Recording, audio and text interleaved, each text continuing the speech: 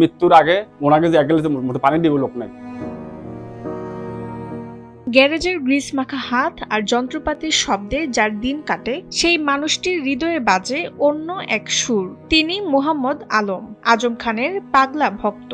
স্বাধীনতার পর যে পপ সম্রাট দেশের তরুণদের হৃদয়ে নতুন স্পন্দন জাগিয়েছিলেন, সেই আজম খান পৃথিবীর মায়া ছেড়ে চলে গেছেন 2011 সালে। কিন্তু আলমের কাছে তিনি মৃত নন, বরং জীবন্ত ভালোবাসা।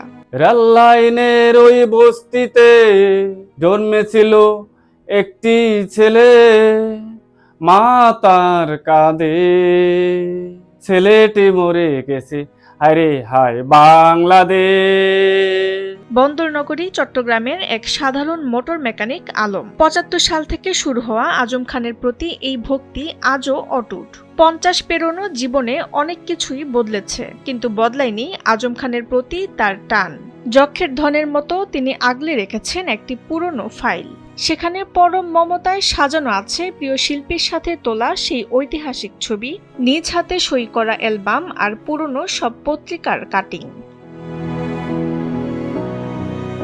আজও চোখ বন্ধ করলে আলম ফিরে যান সেই দিনটিতে। আজম খান কোনো অহংকার ছাড়াই সেদিন আলমের হাত ধরে হেঁটেছিলেন 0.5 কিলোমিটার পথ।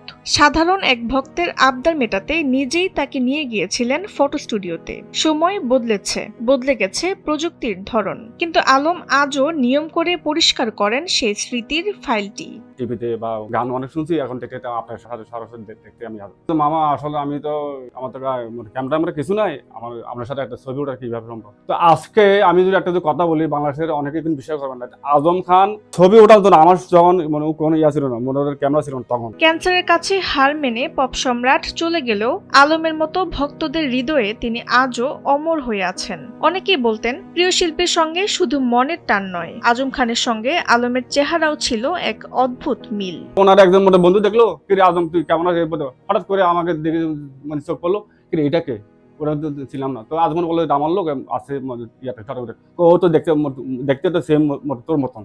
আজম খানের শেষ দিনগুলোতে তার পাশে দাঁড়িয়ে যত্ন নেওয়ার মতো কেউ ছিল না বলে জানান আলম। মরণব্যাধি ক্যান্সারকে ছোঁয়াচে ভেবে অনেকেই সেদিন দূরে সরে গিয়েছিলেন।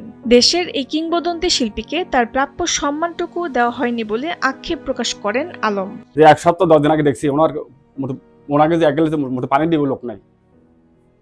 ওরা দূরে ক্যান্সার হয়ে গেছে, যাইস না, ছোঁয়া লাগবে, ক্যান্সার হয়ে যাবে, ছোঁয়া দেওয়া ভাইরাস, দূরে থাক। গুরু সম্মান না এক কথা, যার সিনে যে ক্ষেত্রে যে সেক্টরে গুরু হোক, গুরুদের কোনো সম্মান নাই, কথা সরা। গুরুর এখন অসম্মান হচ্ছে, হরে হরে হচ্ছে। চট্টগ্রাম থেকে প্রতিনিধি মোহাম্মদ আকিলের পাঠানো তথ্যচিত্রে ডেস্ক রিপোর্ট তাসনিম হোসেন লিয়া।